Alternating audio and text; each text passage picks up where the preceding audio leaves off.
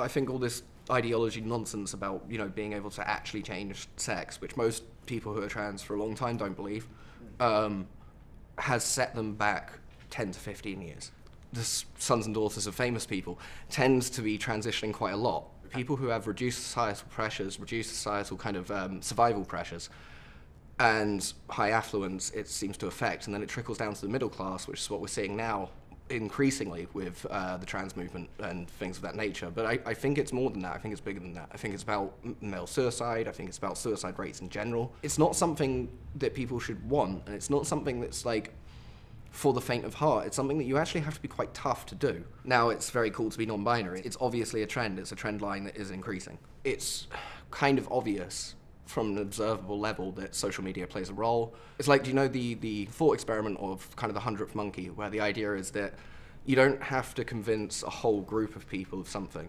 You only have to, like a huge group, you only have to convince the 100th monkey, and then suddenly everyone will start doing it. And I think we will see this growing more and more, because there are influencers who are trans, there is TikTok, there are people, in the fashion industry that are trans, that transition very early, that are, whether not intentionally, but just by existing and being out there and being celebrated, they are pushing this narrative transition earlier.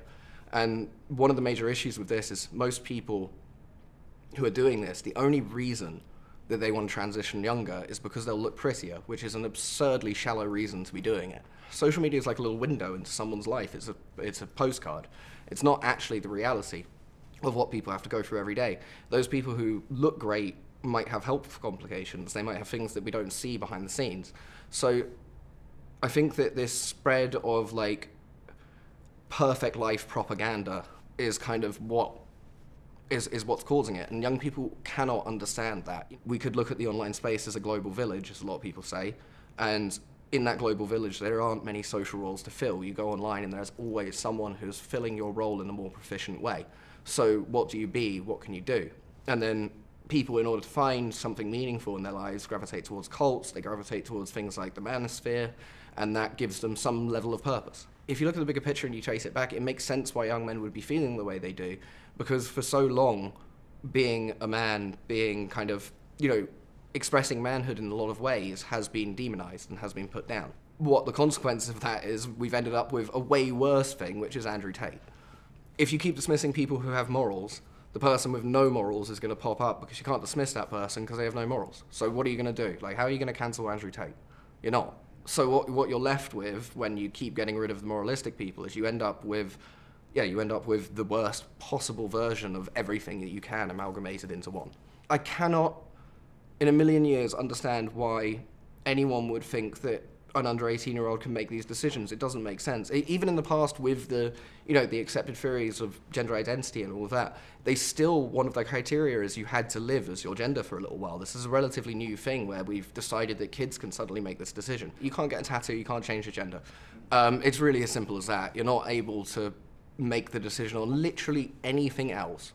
So, and that's a big part of it. Why, if you give someone one little piece of control, one little thing they can do, they will gravitate towards that little bit of control. Kids have no control over their lives. That's the point, that we look after them. We make sure that they don't make bad decisions. If you allow them to have this one avenue, a lot of them will take it just because it's a bit of control. I think if they're 18 and they want to do it, there's nothing I can do. They're an adult, and I'd explain the surgeries in gruesome detail and try and make sure that they knew exactly what they were getting into. But when they're a kid, I think that it's adults' responsibility to protect them, just as we protect them from not getting a tattoo. My dad told me that knowledge is power and charm is everything. I think that having a strong role model is important. I think that too many young men, and that would also be a reason why they would gravitate towards people like Andrew Tate, don't have that role model in their life. And we need more fathers being fathers. It just calls me a silly bugger. It's very, he's from that generation where it's very what he did. But he doesn't judge me for it. He sees the appearances on TV and stuff, and he likes it. He's proud of me. The hormone treatments, whether they're puberty blockers or hormone treatments, are bad for you. The surgeries are objectively bad for you. They may be affirming for some people, but they are still bad for you. How can you know, if you don't have a frame of reference for one thing, whether you'd be happier as another thing? It's absurd. The people who are trans who have contacted me, who are kind of on the side of sanity, are usually people who have really been through the ringer. They're people who've really lived a lot of their life. And they really understand that they had to struggle to get to where they were. They had to struggle to be accepted. And it wasn't something that they just decided quite quickly, ironically, like I almost did. But it's something that they tried everything else first. They went through every single possible outlet before they decided this was the right thing to do. To go through all the medical procedures that they've gone through and then regret it, and to be told, as some of them have been, that you don't regret it, you've got OCD or something. It's criminal the way that they're treated by society. And the doctors who did this stuff to people and pushed them there without really checking, without really knowing, do need to be held to account. Wait until you're 18, because you can't know. There is literally no way that you can have a frame of reference for understanding what it means to be one gender before you've lived in it. Therefore, you can't understand what it means to be another gender, because you have to have something to compare it to. So there is zero logical way that you can think that this makes sense. Anyone. It doesn't. It's not something that people should want, and it's not something that's like for the faint of heart. It's something that you actually have to be quite tough to do, and you have to be very sure of yourself to do. And these people through their resilience, the older generation of them, really do show that. And I think they look at a lot of the younger ones, and they're confused as to why they're so weak about it. Why it's such a oh no, someone called me the wrong. If someone calls me the wrong name or calls me something nasty, I don't freak out and call the police.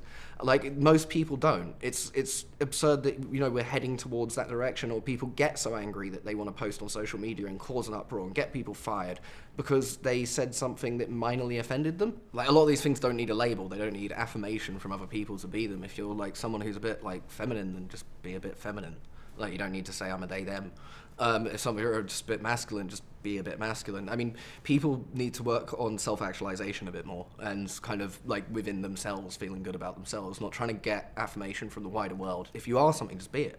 Do you think that transgender people, or people who identify as transgender now, have it easier now than, say, 20 or 30 years ago? I think they have it easier in the sense that they face less discrimination. I think they have it easier in the sense that the society is more open to it.